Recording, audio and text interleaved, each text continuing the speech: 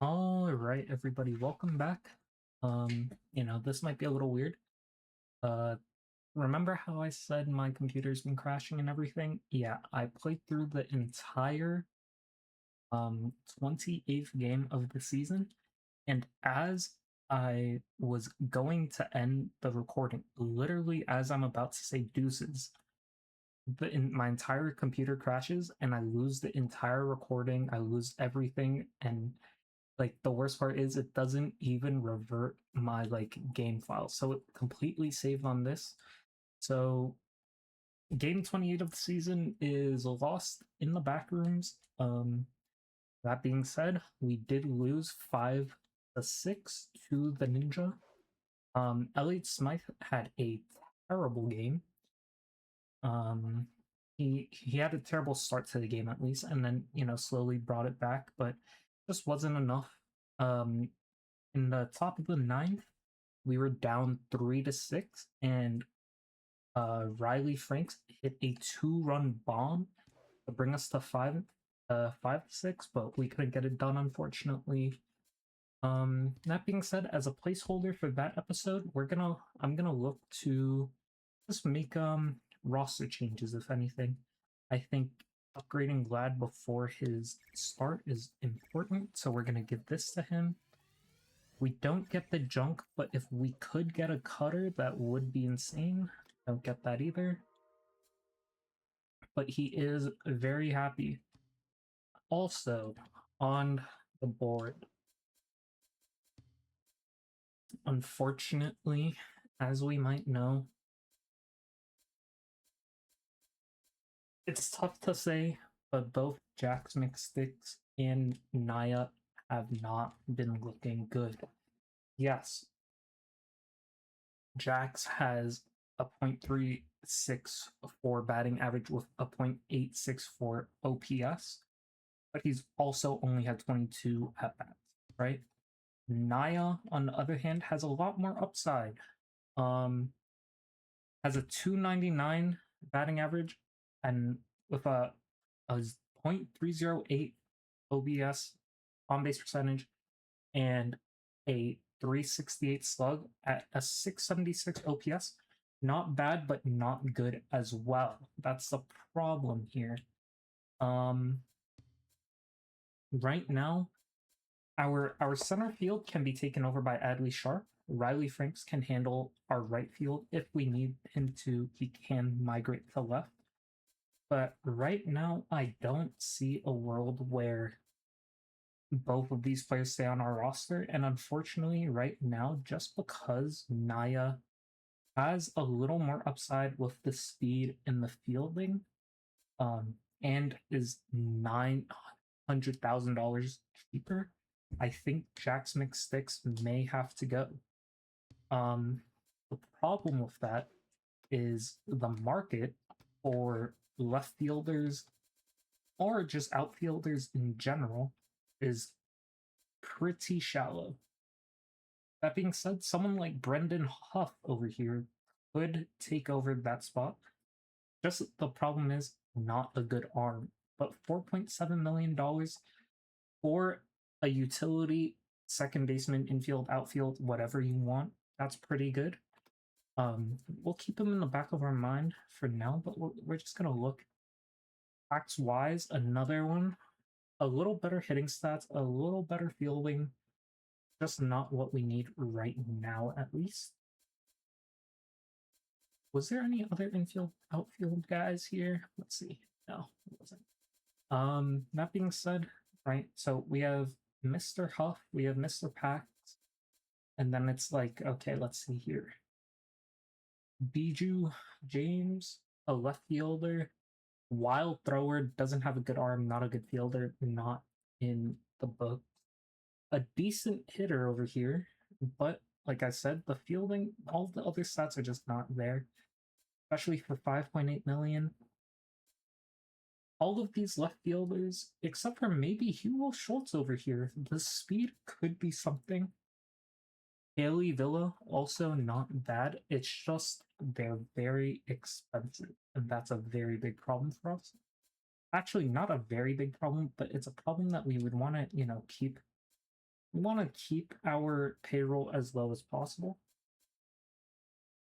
But if we weren't looking to do that, someone like Hopper Fenster is probably the best overall pick that we can pick up right now.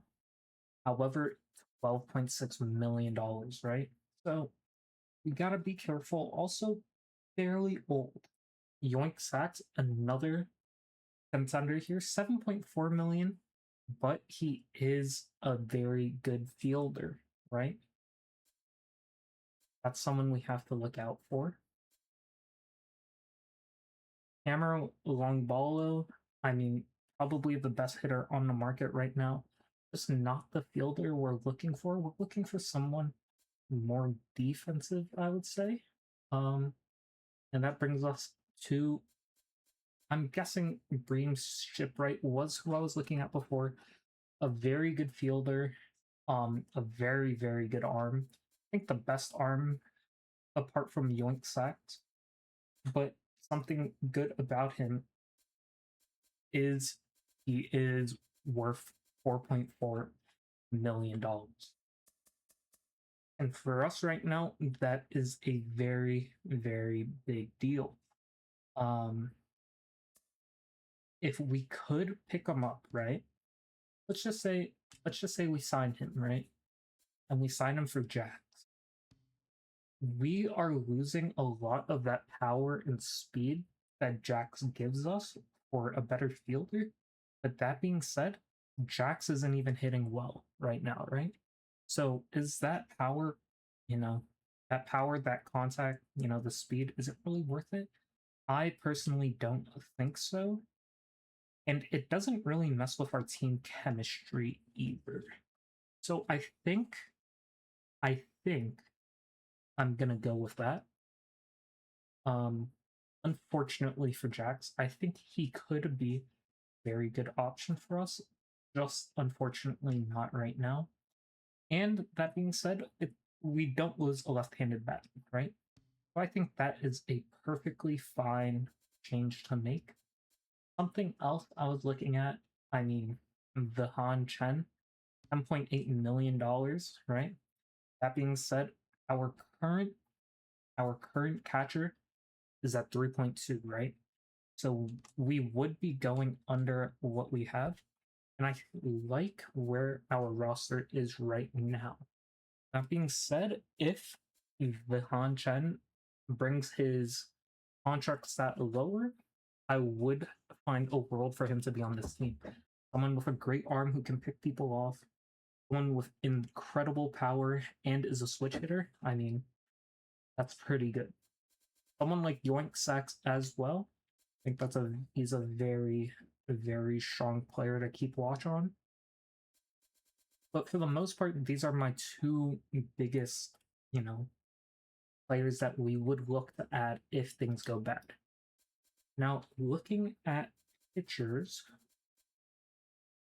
I mean, Neverwalker,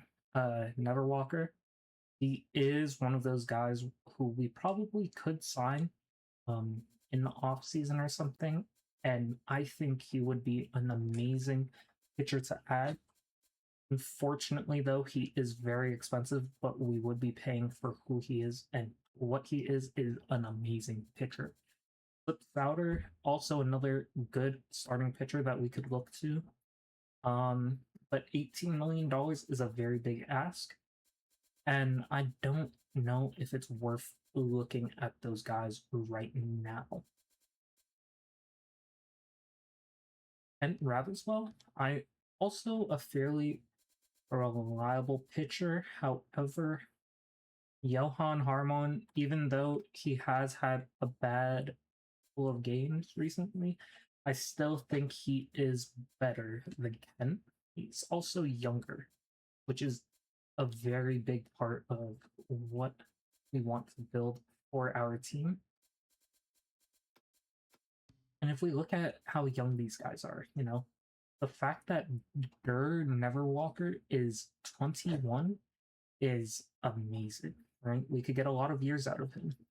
That being said, $15.2 million is a lot to pay for a relief pitcher, especially one that we don't know if we need right now. That being said, I do like the look of our I like the look of our pitching staff. Just unfortunately, someone like Elliott Smythe may have to go. He is 21. He has a lot of good, good things about him, but just not what we're looking for right now. But I don't see any world where we can reliably replace him and be okay. Apart from maybe Elena Camacho here, I think this would work out well. And it takes over. This might be good. I might do this. I might do this. No curveball. That's a little upsetting. We do go back down to $3.1 million in excess. It's not a bad idea, I'll be honest. Deuce Stacker. Another guy who, I mean, I honestly, you know what? We're gonna give him a shot. We'll give him a shot. I like him. I like what he has offered in incredible breaking balls. He is 27. We do lose a lot of velo, a lot of accuracy, but I think it's worth it. We're gonna try it out just for a game, if anything. And if not, we're gonna move on to one of our real replacements. But for now, I think that's the roster we want to go in with. Norm is still injured, so we're gonna keep it like this for now. Mr. Shipwright, yeah, I think you're fine in left field, man. I think you're fine. Yeah, I think you're fine there. Yeah, I like everyone where they are, and we're just gonna keep it like that. So instead of game 8, we just did a little house cleaning, housekeeping, and yeah, just a little short video just to make up for that lost one. But thank you guys for coming. I hope you guys enjoyed, and I'll see you guys in the next one. Deuces.